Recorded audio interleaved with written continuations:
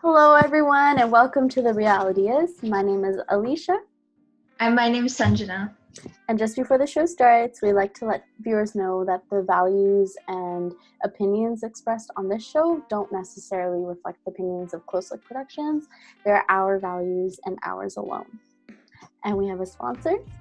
Yeah, so thank you so much to Surrey Honda for sponsoring us. Please do connect with them. They are located on 152nd Street and Fraser Highway, and you can also find them at surreyhonda.com as well. Awesome. Perfect. I feel like we've finally nailed down our introduction. It's so great.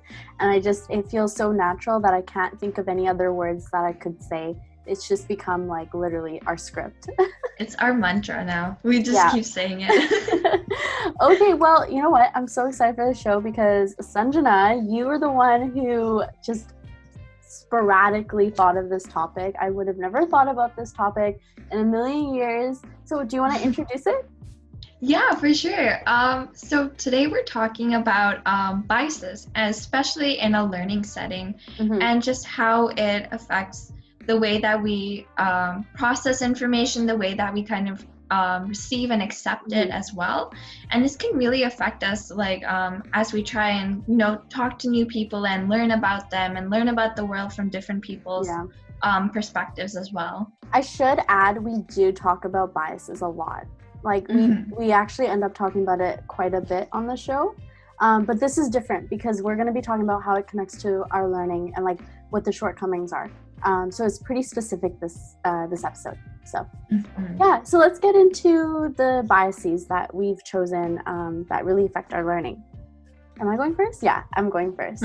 Okay, so the first one is hindsight bias. I'm not sure if our viewers know about these certain ones, but bias is such a hot buzzword, so it gets thrown out a lot, but we're going to go into the very specifics of the ones that we believe are really important.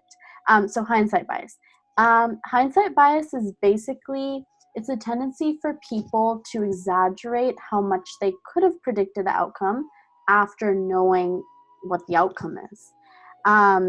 So basically, that's bad because it's basically oh, I knew this all along. I'm sure, Sanjana, you've had this also happen to you. Oh, yeah, of course, this is such an obvious answer kind of thing. So, it's bad because basically it discredits the outcome to be obvious when it actually isn't. And also adds pressure to you, because it makes you feel like you made a shortcoming in your decision when there is no shortcoming. You're putting that judgment on yourself because you knew what the outcome was. And that's when your bias is not being very nice to you. Exactly. I actually never thought of that, the downside to hindsight bias. It's not a nice thing to do to yourself. No, it's not helpful at all. And I think that when you actually become aware of it, and this actually helped me a lot, is when I actually became aware of hindsight bias, I was okay, this is there's no need to be mean to yourself. You wouldn't have known this outcome anyways. So yeah, exactly. Just being accepting of the fact that it's okay if you don't know something. And yeah. Okay, what's the next one? I'm so excited about these. I don't know why, but yeah, I know. It's just so nice talking about biases and the misconceptions that go along with it. And so for the second one for a bias related to learning is actually confirmation bias. And it's kind of looking out for information and evidence to support and to align with our pre-existing ideas. So if we believe in a certain thing, we're probably going to be accepting of information that kind of gives credit to that idea, and not so much regard to others such opposing ideas.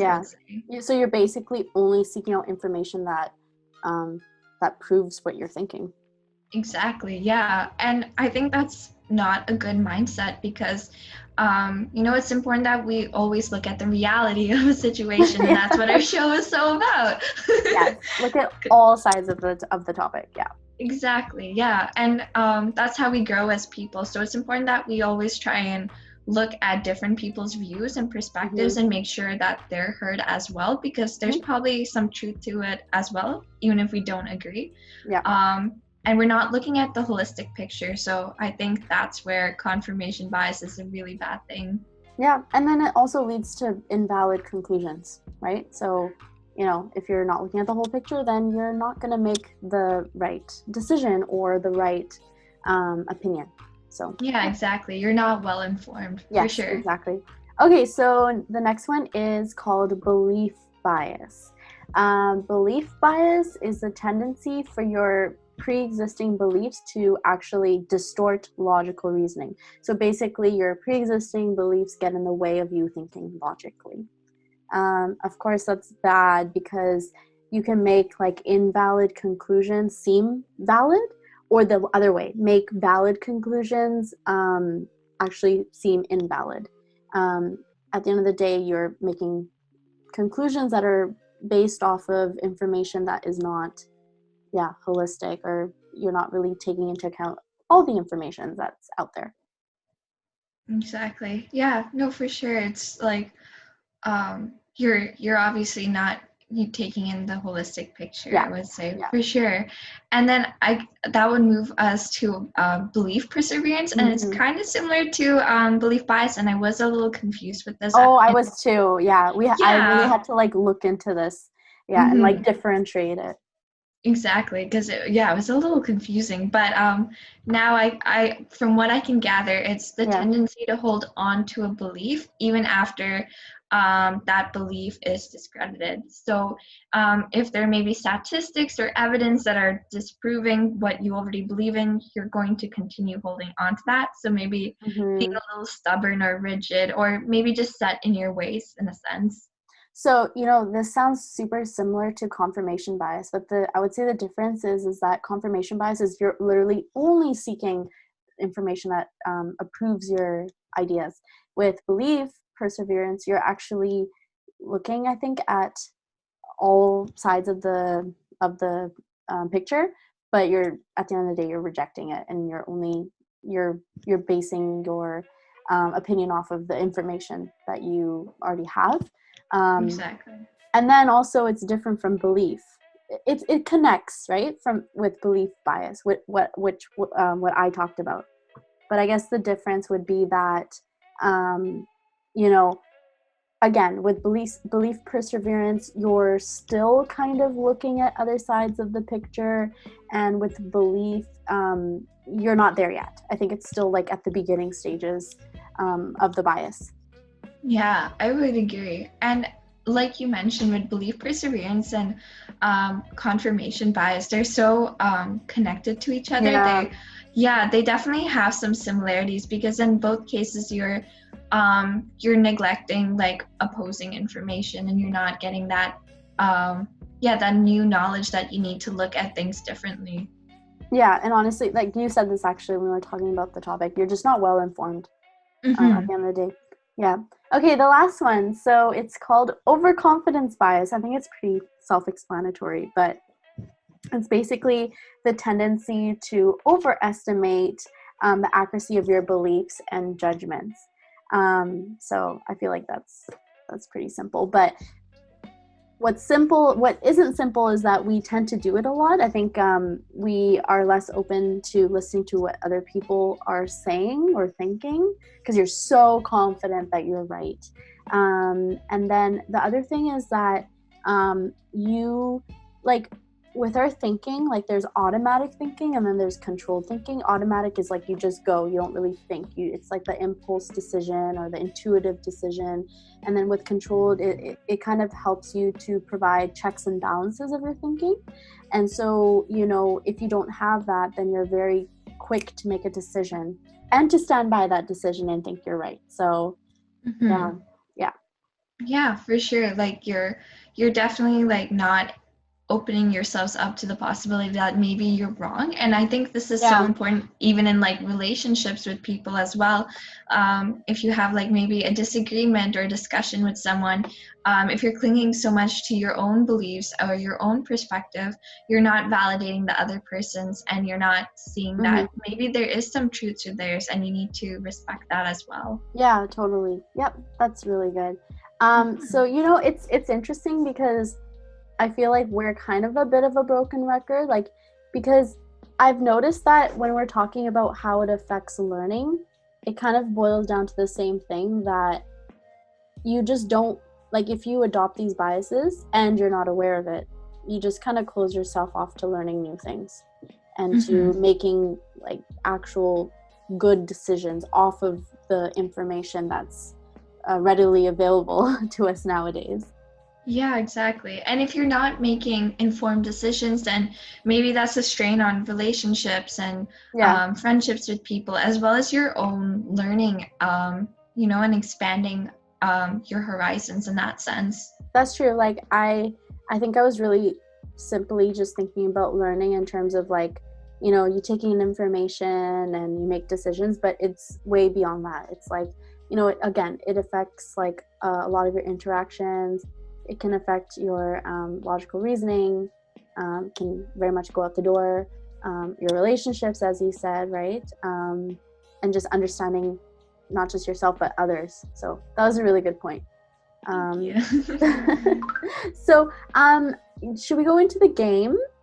Yeah, let's do that. Okay. So we actually have like this game that just with all the information that we shared is just kind of putting it into real life examples so that we can interact with the information that we just gained. And these examples are real life examples. A lot of times I think that, if you talk about something and it's abstract, it's really hard to connect with it. But these are things that happen all the time. And I guess our wish or our aim is that, when we talk about this, that you guys, you viewers, are actually being a little bit more critical of your judgments and your thinking. And guys, you'll be surprised when you see how much this happens in your life. And you can call yourself out on it. You can call other people out on it too. And that's the best feeling ever. That's why we have the show, so you can pinpoint it. So that you can really show off your skills and your knowledge. Exactly. Blame a few people. So, okay, should I go first with my scenario? Yeah, for sure. Okay. So my scenario is that so you are taking like this general knowledge quiz and you answer a few questions that were like really, really hard. And now you just think that you're really good at your general knowledge. Your general knowledge is really like you have a lot of it. It's at a high level. So which bias do you think that is? Oh, so I wonder if it's overconfident bias.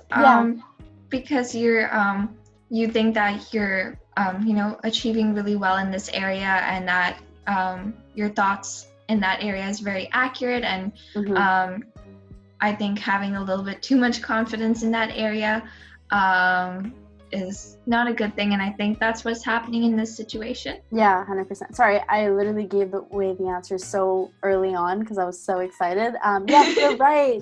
You're literally overestimating your abilities just based on, actually, maybe you just got that right because you knew those questions, or maybe you guessed, and you're reaching an invalid conclusion that you're good with your general knowledge, Sanjana. Maybe you're not that good.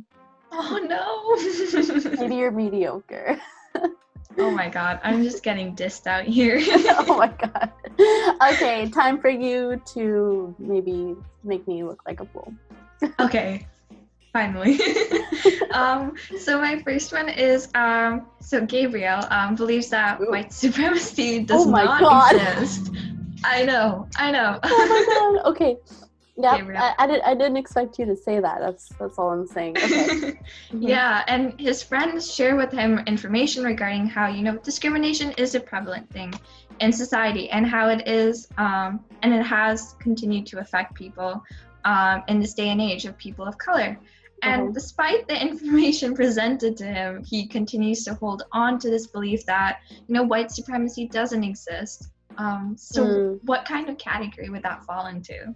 Okay, so at the beginning, when you started talking about like information outside of Gabriel's opinion, I'm like, okay, it either has to be confirmation or belief perseverance. So I'm gonna go with belief perseverance because he's actually getting new information, but he's just still refusing to accept it. Yeah, exactly. No, that's Yay. definitely correct. I didn't get to make you look like a fool. Oh my god, you're so mean. Okay, my turn. This one might be a bit tricky because when I thought of this example, I thought I was pretty oh, okay, there's one answer, but it could be two, and we should talk about it. Mm-hmm. So there is, okay, I'm gonna keep this very simple terms, even though it might not be the most correct terms. So there is a very visibly skinny woman looking at the mirror, and she's seeing an obese woman in that mirror, and she's thinking to herself, man, I am still obese. I haven't lost any weight. So what kind of bias do you think that would be? Oh, that's tricky. Yeah, it is, right? Yeah, I want to say this is tricky. This is a good one. I would say maybe belief bias. I'm not sure, we have maybe she has these beliefs already, and that she is obese, and that's not allowing her to see that she's actually not obese, and that she's maybe healthy. So yeah, I feel like maybe her perception of what is right is kind of distorted because of that continuous belief that she is obese. Yeah, I could be wrong though. It's actually really tricky because it could actually be both. It could be belief, and it could also be belief perseverance. I found this to be really hard, and the reason I chose this example is because it shows that I guess it really doesn't matter at the end of the day what kind of bias it is. It's that it's look at how this is an example that a lot of people deal with, and it at the end of the day it's going to affect what you're thinking. It's going to affect what you're looking at in the mirror, what you're basing your judgment off of. But to come back with an answer, I'm going to say, again, it's really hard, but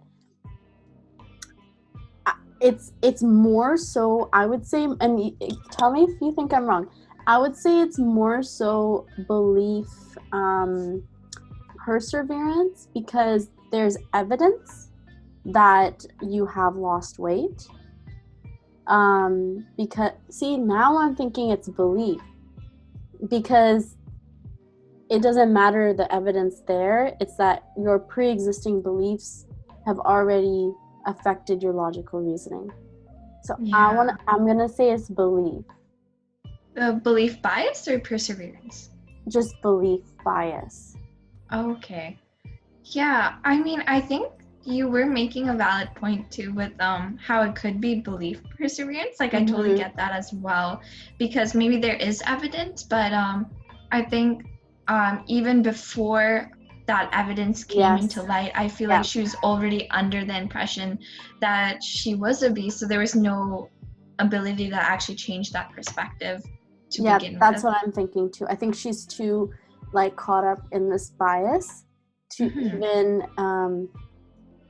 appreciate that there's another perspective, that no, she did lose that weight. Exactly. So, yeah, this one was tricky. I'm so sorry that I have to give this one to you, because it's hard. It gets kind of muddled, right?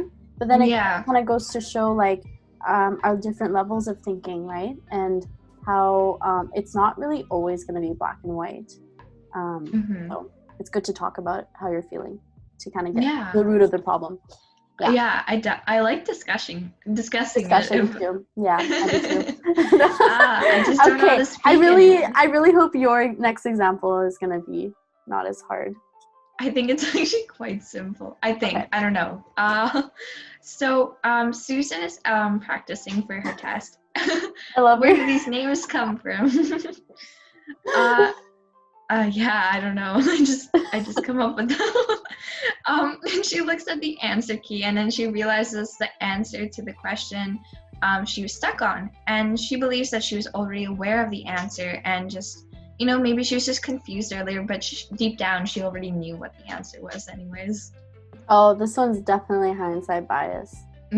Definitely, for sure. And I've definitely been in that situation. Like you look at the answers, you find out what the right answer is, and then you kind of like piece together how you came up with the right answer, and then you're like, oh yeah, this is like so simple, like so obvious. But I bet you if you didn't look at that right answer first, it maybe, okay, if you get the right answer, good, like you got it. But maybe if you got the wrong answer, then you wouldn't feel like it's such an obvious outcome. Yeah, no, I definitely agree. It's for sure hindsight bias. Yeah, she definitely, it's so important that we just accept that it's okay to make mistakes, and hindsight bias definitely gets in the way of that. And also like just going back to like this, like such a high school example, that doesn't help you learn either. If you're looking at the answer and then you're trying to figure out how to get there, maybe initially, like if you're trying to find ways, like the process of getting to that answer, but not all the time, then you just get to a point where you're just like, oh yeah, it's that answer, okay, it's that answer. So okay, so which ones have we missed? We did hindsight, confirmation bias, we didn't do that one, right, as an example? No, we did not. Okay, so let's think of an example for that one, like a real life example. No, that one was belief perseverance. So yeah, confirmation bias, an example. We both have to think of it on the spot. Well, one thing I can think of, but I mean, it's their profession, but like lawyers, I would say, have to definitely look at only the argument maybe from their side and try to collect evidence that kind of supports their arguments. Okay. So that might be an example of a confirmation bias, I would say. And then you build your case off of that and show that the other side cannot, like beyond a reasonable doubt, your side should be accepted, kind of thing. Okay. Exactly. And it was nice kind of discussing these biases and just understanding, like, it's so subtle, but we it affects us a lot through our learning process. Yeah, totally. And it's around us all the time, and when we kind of like are more aware of it, then we're able to like criticize ourselves and other people, because a lot of times, when you abide by these biases, like you're just doing an injustice to the truth and to information, to the right information. So yeah.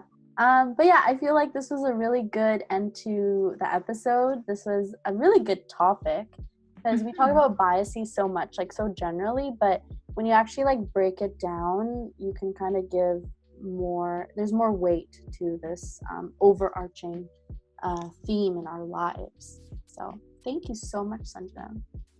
No worries. Group effort. Yes. Well, that does it for us at The Reality Is. Another amazing episode. I was gonna say something else, but it was a very insightful episode as always. So yeah, thank you to everyone. Thank you so much to the viewers for tuning in and supporting us, and close look for this amazing platform. You can also find us on social media. Sanjana can give the details as always. For sure. Do connect with us on our social media. We have Instagram at The Reality Is Show. And we also have email, so connect with us if you want to be a community member or guest speaker. We can provide you more information about that if this piques your interest, and that's therealityisshow@gmail.com. Awesome. Okay, well, yeah, thank you everyone, and tune in next Thursday at 6 p.m. same time, same place, and go get inspired.